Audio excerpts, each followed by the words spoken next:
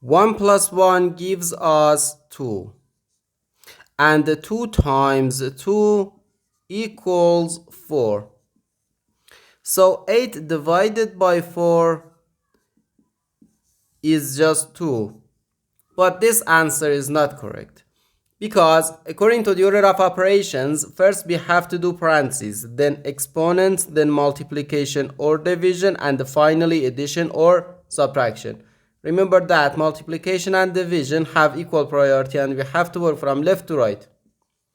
And the same applies to addition and subtraction. In this expression, we have one division, one parenthesis, and one multiplication. Inside this parenthesis, we have one addition. Here we have a multiplication because in mathematics, when a number is placed next to parentheses, it means multiplication, and we usually don't write the multiplication sign for brevity.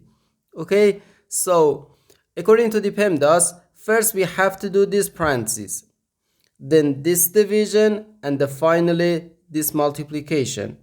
If we do this multiplication before this division, it is wrong.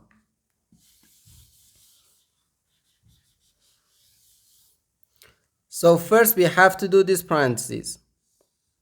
Inside this parentheses we have 1 plus 1, which equals 2. So we have 8 divided by 2, then times 2. Okay, now we have one division and one multiplication. As I said, multiplication and division have equal priority and we have to work from left to right.